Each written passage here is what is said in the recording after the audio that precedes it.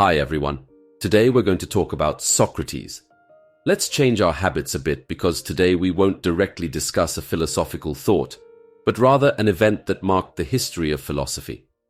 It can be considered the founding event, at least for European philosophy, the trial of Socrates. Many people know that Socrates underwent a trial, which ultimately led to his death sentence. However, not everyone knows what he was accused of or what he was reproached for, and especially what Socrates said during the trial, how he defended himself against his accusers, and what led the Athenian court to condemn him. You'll see that this is significant because behind Socrates' defense, we find elements that not only allow us to understand his mentality and temperament, but also shed light on his philosophy to some extent. You know, there's a saying that goes, everything is political, because everything we do has an influence on society or depends on a certain political context. However, we could just as well say, everything is philosophical. Everything is philosophical to the extent that our words reflect our worldview. You'll see that the statements made by Socrates during his trial allow us to understand his profound thoughts much better than any textual analysis could. Now, concerning this matter, it gets a little complicated because, let's remember, Socrates never wrote a single text. He imparted his teachings exclusively orally. It was Plato who put Socrates' teachings into writing. By the way, the word teaching isn't really appropriate because Socrates himself claimed that he had no disciples but rather interlocutors, discussion partners. In practice, it's mostly a matter of terminology because Socrates did have followers, or at least adepts, who were greatly influenced by him intellectually. I mentioned Plato earlier, but there were also Antisthenes, Xenophon, and others who are less well known. However, it is true that Socrates didn't have disciples in the traditional sense, nor did he ever establish a school. He believed that philosophy was a personal matter, an affair of the individual. He considered philosophy not as something received from the outside, but as something that should emerge from within. This is the famous Socratic method, the maieutic method. Maieutic is the art of helping minds give birth, of bringing forth knowledge in one's interlocutor without telling them what to think, without dictating what is true or false, but simply by asking the right questions. These are questions to which they will find the answers themselves, thereby enabling progress towards the truth. Giving someone a fish will feed them for a day. Teach them how to fish, and they will be fed for a lifetime. That's how Socrates saw things. We don't help someone cultivate their soul by doing it for them, that is, by giving them ready-made answers, because that doesn't work. We help someone cultivate their soul by asking them the right questions, the questions that will lead them to surpass their beliefs, because the true enemy of knowledge is not ignorance, but the illusion of knowledge. In other words, prejudice. Ignorance is the absence of knowledge, while prejudice is a belief that pretends to be knowledge. And it is much more difficult to unlearn, to extract false beliefs from our minds, than to learn directly true things. So, Socrates was not a guru, not a director of conscience. He was a man who wanted each person to take charge of their own philosophical evolution, to take charge of their own journey towards truth. And that's why he used maieutic, because as soon as we exercise our reason, as soon as we refer to logos, the rationality that governs the world, the answers to well-posed questions arise by themselves. Therefore, a good teacher or trainer in philosophy is not the one who delivers teachings, but the one who asks the right questions, the questions to which one cannot respond falsely without realizing it. So, according to Socrates, any individual possessing reason can access the truth, because to know is simply to bring to consciousness what the mind already knows. To know is to recognize, like when we say we recognize something as true. And thus, the best instrument to bring to consciousness what the mind already knows is questioning, interrogation guided by logos. So, for those interested, you can listen to my episode on Socrates' maieutic. But for today, we will mainly focus on his trial and his death sentence, as reported in two texts by Plato, namely the Apology of Socrates for his trial and the Crito for his death sentence. Let's put things into context. We are in the 5th century BC. Socrates is leading his modest life, walking the streets of Athens, engaging his fellow citizens in discussions. And one fine day, a poet named Meletus files a complaint against Socrates with the king, and this complaint consists of 3 charges: impiety, introducing new divinities in the city, and corrupting the youth. So, let's explain each of these charges a little bit. We'll start with the corruption of the youth, because this expression is a bit tendentious, and we might risk misinterpreting it. Socrates is accused of corrupting the youth on an intellectual and philosophical level. However, the accusers claim, among other things, that Socrates and the young people don't believe in the official deities of Athens, but instead incite them to believe in false divinities. So, we're not talking about any kind of sexual corruption here, but rather philosophical and religious corruption. And then, we must also take into account one thing, which is that at the time, in 399 BCE, the trial of Socrates took place, and Athens had just suffered a heavy defeat against Sparta, coming out of the Peloponnesian War. Athens was humiliated, democracy was overthrown, and it was replaced by what would be called the tyranny of the 30. Now some argue that Socrates is partly responsible for this defeat. Why? Because by constantly telling the young people that their primary duty was to cultivate their souls, they forgot that their primary duty was to defend the homeland. In other words, Socrates would have had a bad influence on the youth, somewhat like in the movie Dead Poets Society, where the literature professor, played by Robin Williams, gets fired from the university for encouraging his students to live in the present moment. To make matters worse, it turns out that certain disciples of Socrates were part of the government that overthrew Athenian democracy, including a certain Critias. Socrates himself was not a democrat. He was more of an aristocrat in the etymological sense, meaning the rule of the best, and the best were the wisest and most virtuous, in other words, the philosophers. But without going into details, let's say that Socrates is perceived by some of his fellow citizens as a traitor to democracy and as a disturber of minds, someone who introduces dangerous ideas into consciousness, ideas that represent a threat to public order and the functioning of the city. So, to come back to the corruption of the youth, that's what Socrates is accused of diverting the youth from the official religion of Athens, of diverting them from their military duty, in short, of diverting them from obedience and conformity. That's the first charge. The second charge, as we mentioned earlier, is the accusation of impiety. We can group this accusation together with the accusation of introducing new beliefs into the city, as these 2 charges essentially amount to the same thing, namely that Socrates did not believe in the city's gods. So, as you can see, we are dealing with a trial of strong religious significance, a religious trial in which the accused is sentenced to death, which reminds us of a certain figure in Palestine. It should be known that Socrates completely contested this charge of impiety. He stated it multiple times during his trial that he believed in the gods. However, he also said, and this is where the problems begin, that he is in communication with a personal divinity, a divinity he calls his daemon. Now, the daemon is not the demon in the sense of the devil. At that time, the word demon was not necessarily pejorative. A demon could refer to both a malevolent entity and a benevolent entity. But the problem is that we don't know where Socrates' daemon comes from. Its name does not appear in the directory of Athenian deities, and that poses a problem. So when Socrates speaks of his daemon, because he speaks of it quite publicly, he doesn't keep it a secret. He talks about an inner voice that intervenes in him, not to tell him what to do, but to divert him from what he shouldn't do. It is a voice that warns him when he is about to act wrongly, and interesting details emerge when Socrates is condemned to death. He will say that at no moment during his trial did his daemon intervene, implying that everything Socrates said during his trial, the 3 times he spoke to respond to his accusers, was not hindered by his daemon. He let it happen, which is a way of saying that Socrates had to be condemned, perhaps even planned, but we'll come back to that later. So let's get to the trial itself. Socrates appears before the court of Athens at the age of 70, and he seems more determined than ever. Determined to what? Determined to prove that he is an honest citizen, that he is a just man, and that he is even a benefactor of the Athenian city. So, the trial begins, and Socrates is going to deliver his famous defense speech. In this speech, he will explain that if he is standing before the court, it is not for what he is accused of. It is for something else. It is because he bothers certain people and certain interests. Whose interests? The interests of a few influential figures in Athens, whom Socrates has shown through his maieutic method, are far from as wise as they claim to be.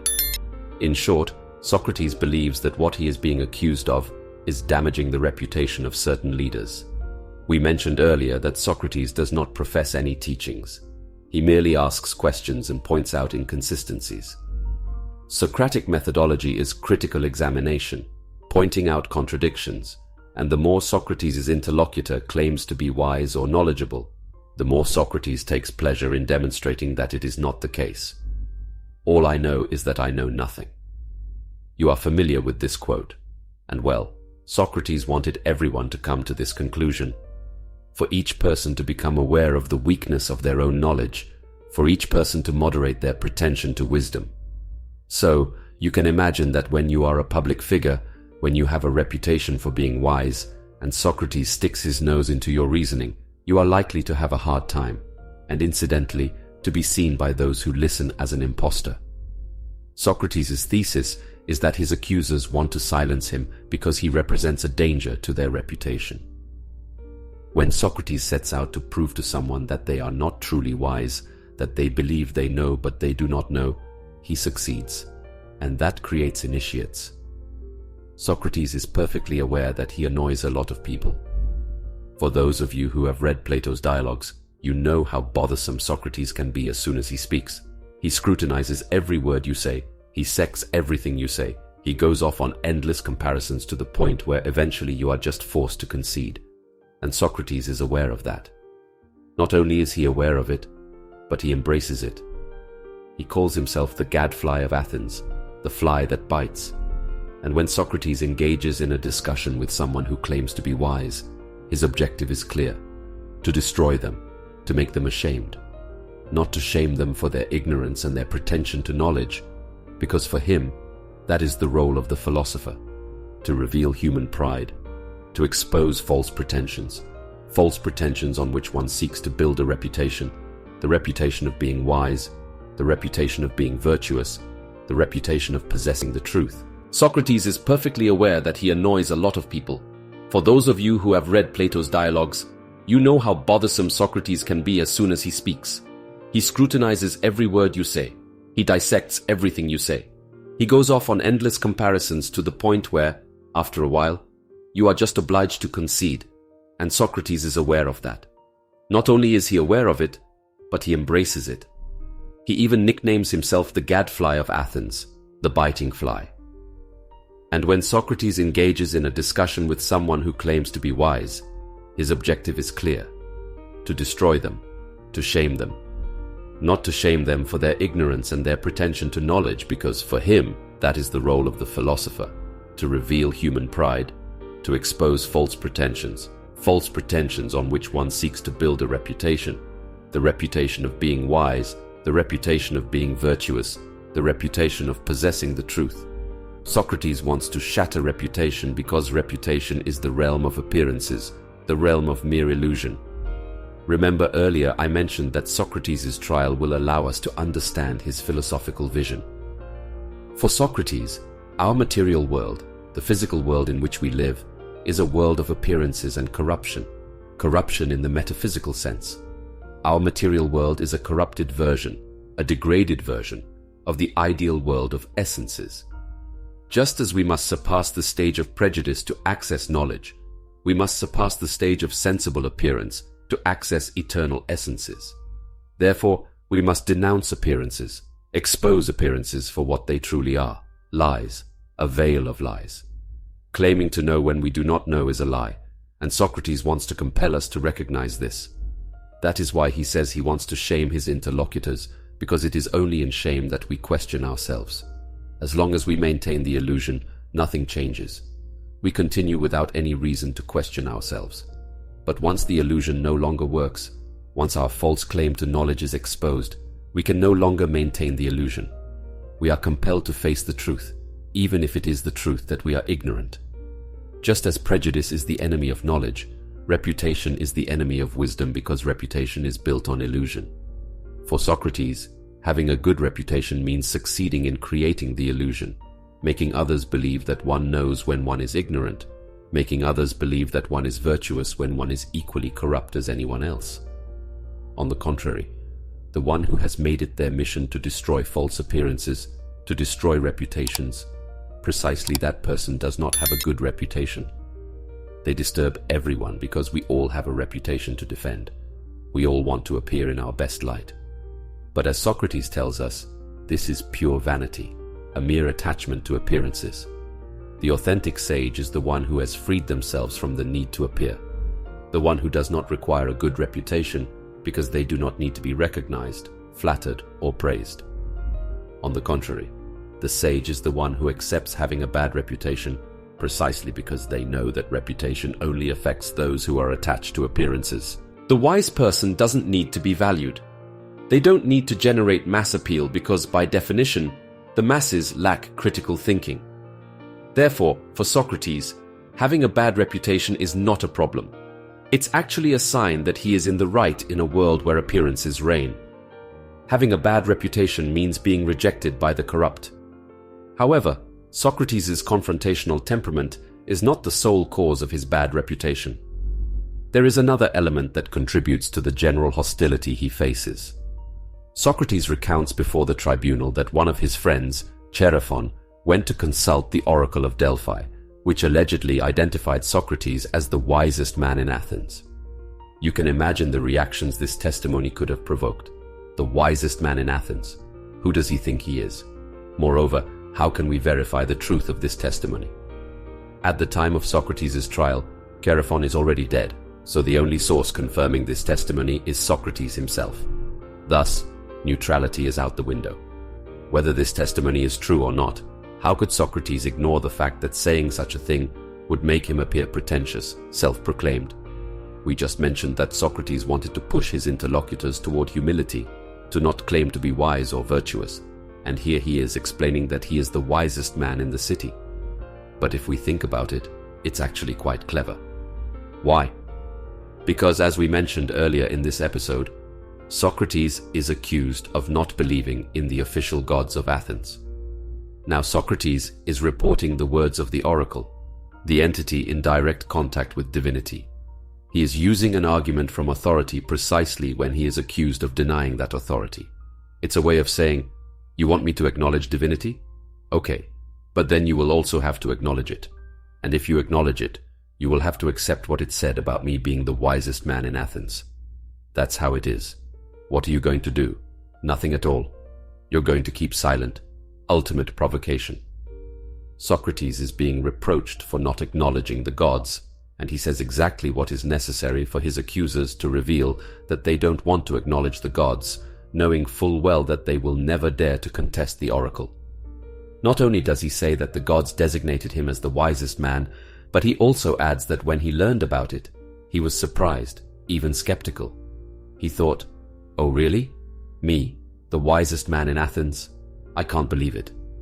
When we listen to Socrates, regardless of whether what he says is true or false, the impression that emerges is one of false modesty, false naivety.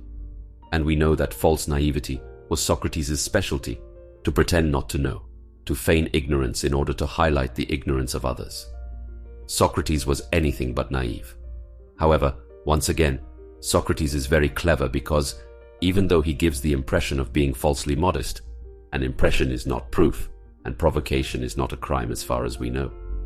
So, Socrates says exactly what is needed to both provoke the hostility of the judges and be able to say that this hostility is an injustice. You resent me because the gods say I am the wisest man, but it's not my doing. I didn't say it. It was the gods, and you said it yourselves.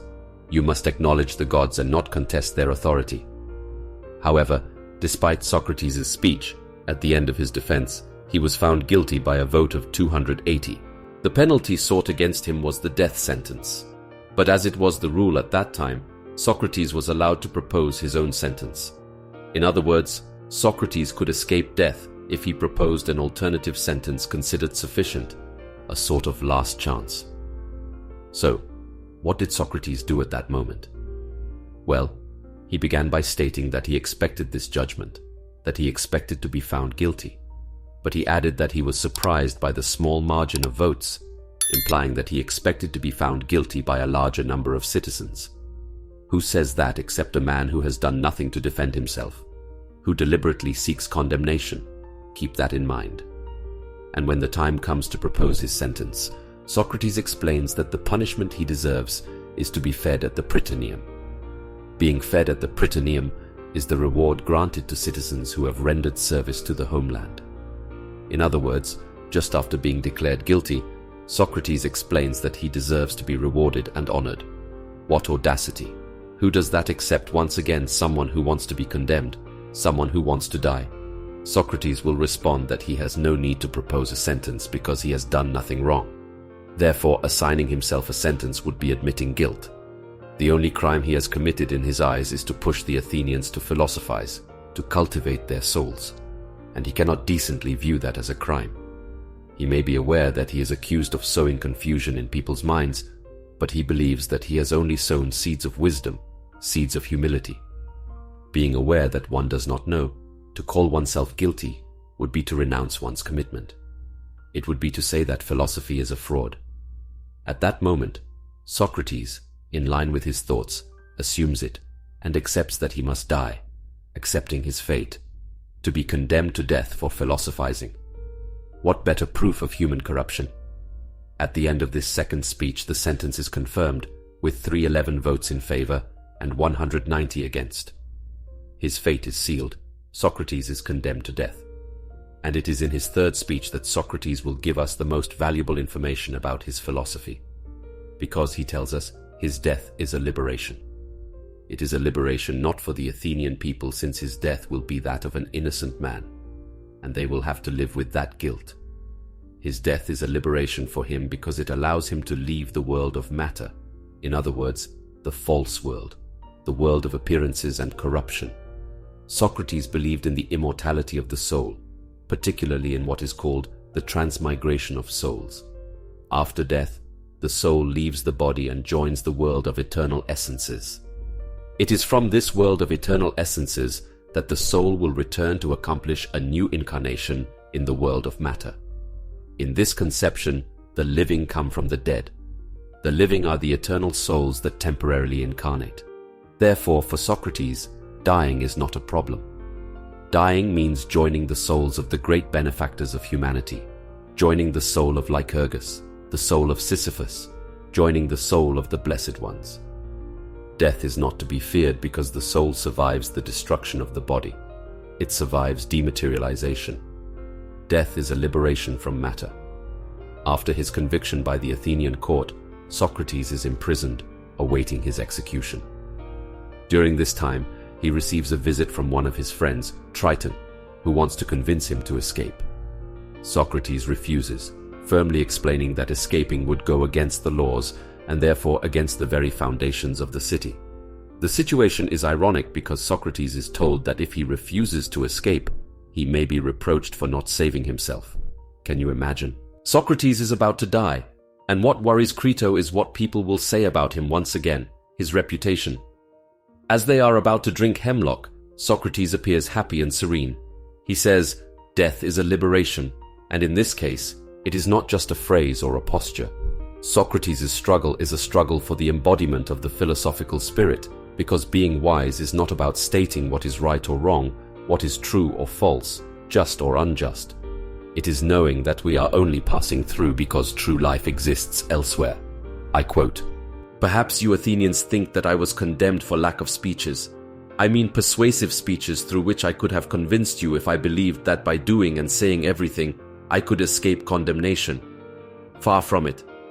It is not for lack of speeches that I was condemned, but rather for lack of audacity and impudence, and because I did not want to tell you what would have pleased you the most. Socrates, lamenting, groaning, doing and saying many things that I consider unworthy of myself, things that you are accustomed to hearing from other accused individuals. But neither just now did I believe that, out of fear of danger, I should do anything unworthy of a free man, nor do I regret having defended myself in this manner. I much prefer to die after having defended myself as I did, rather than live through such degradation. For neither in the courts nor in war does anyone have the right to seek to avoid death by any means necessary. Often in battles, It is clear that one could escape death by throwing down their weapons and seeking quarter from those pursuing them. Similarly, in any type of danger, one can find 1,000 other expedients to avoid death if one is determined to do and say everything. However, perhaps it is not avoiding death, Athenians, that is difficult to endure, but rather avoiding wrongdoing, for it moves faster than death. In the present case, it is not the younger and swifter one, but rather the older and slower one who has been overtaken by the longer of the two, while my accusers, who are strong and agile, have been overtaken by the swifter evil. And now I am about to depart, condemned to death by you, while they are condemned by the truth as wicked and criminal. I accept my punishment, and they accept theirs. Perhaps it had to be this way, and I believe that things are as they should be. After this, I wish to make a prediction to you, the judges who have condemned me. For I am now at the moment when people have the greatest insight into the future, the moment of leaving life. Therefore, I predict to you that after my death, you will immediately suffer a punishment far more severe by Zeus than the one you inflict on me by killing me. You have just condemned me, hoping to be rid of rendering an account for your lives. But it will be the complete opposite that will happen to you, I assure you. You will see the number of those who examine you increase, those whom I have held back until now without you even realizing it. For if you believe that by killing people, you will prevent others from reproaching you for living wickedly, you are mistaken. This way of getting rid of censors is neither effective nor honorable. The most beautiful and easiest way is, instead of silencing others, to strive to make oneself as perfect as possible. These are the predictions I wanted to make to you, the ones who have condemned me. With that, I take my leave of you. But for those of you who have acquitted me, I would like to discuss what has just transpired while the magistrates are occupied and I am not yet taken where I must die. I would like to show you, as friends, how I interpret what has happened to me today. Indeed, Judge, for you deserve that title, something extraordinary has happened to me in the entire course of my life. The divine voice that is familiar to me has never ceased to make itself heard, even regarding acts of minor importance, in order to restrain me from doing anything wrong. But today, as you can see for yourselves, something has happened that could be regarded, and is indeed regarded, as the final word. Yet neither this morning, when I left my home, nor when I came up here to the courtroom, nor at any point in my speech, did the customary sign prevent me from doing or saying anything I wanted. However, in many other circumstances, it has stopped me in the middle of my discourse. Today, on the contrary, it has never intervened during the debate itself to oppose any of my actions or any of my words. What reason can I attribute to its abstention? I will tell you. It is because what has happened to me is undoubtedly a good thing, and it is not possible for us to judge soundly when we think that dying is an evil. And here is a decisive proof. If what lies beyond death is a complete lack of consciousness and resembles one of those deep sleep states in which one sees nothing, not even in dreams, then dying is a marvelous gain. So if death is something like this, I maintain that it is a gain, since then the endless night of time no longer appears as such, but rather as a single night. On the other hand, if death is like a passage from here to another place, and if it is true, as it is said, that all the dead are there, one could not imagine a greater good. For when one arrives in Hades, released from these so-called judges, if one were to find the true judges there, as it is said, who render justice, Minos, Rhadamanthus, Aeacus, Triptolemus, and all the other demigods who were just during their lives, wouldn't the journey be worth it? And if, on the other hand, one were to associate with Orpheus, Musaeus, Hesiod, and Homer, at what price would you not purchase this happiness? As for me, I would gladly die many times if these stories are true. Oh, especially for me, what a marvelous pastime it would be to converse there with Palamedes, Ajax the son of Telamon, and all the heroes of old who were unjustly condemned. I believe I would find a certain pleasure in comparing my lot with theirs. But my greatest pleasure would be to spend my days there examining and questioning those of that world, just as I used to do with those here, to see which of them are wise and which only think they are, to live with them, and to examine them would be an incomparable pleasure. In any case, in Hades, one is certain not to be condemned to death for this. Not only is one happier there than here in any case, but one is also henceforth immortal, at least if what they say is true. You too, judges, must have good hope in the face of death, and be of the mind that there is one thing that is certain. There is no possible harm for the good person, either during their life or after their death, and the gods are not indifferent to their fate. Mine too is not a matter of chance, and I clearly see that it was better for me to die now and be relieved of all suffering. This is why the sign did not restrain me at any moment, and I do not hold much ill will against those who have condemned me, nor against my accusers. It is true that in condemning and accusing me, they did not have the same intention as me. They certainly believed that they would harm me, and in that they deserve blame. However, I have one request to make of them. When my sons have grown up, Athenians, if you see them seeking wealth or any other thing before virtue, and if they consider themselves something when they are nothing, shame them just as I used to shame you for neglecting their duties and thinking they are something when they are without merit. If you do this, you will have treated me and my sons justly. But now it is time for us to go, I to die, and you to live. Which of us has the better fate? No one knows except the God. The death of Socrates has given philosophy a mythical origin because it is a death that leads to a birth. The birth of philosophy as an aspiration for wisdom and a struggle against falsehood. Without Socrates' death, there would be no works of Plato, and without Plato's works, there would be no successor to Plato, no Aristotle, no Stoics, no scholasticism, nor Descartes. None of the philosophers that Western history has counted on would have reached us. If the living come from the dead, the birth of philosophy comes from the death of Socrates. His daemon allowed him to do so. Socrates embodied himself to sacrificed himself to impress upon future generations that injustice exists, that corruption exists, and that it is the duty of just beings to prevent it from triumphing. Thank you. If you enjoyed this video and want to see more like it, make sure to hit that subscribe button and turn on notifications so you never miss an upload. Join our community and be the first to know when new content drops. Subscribe now.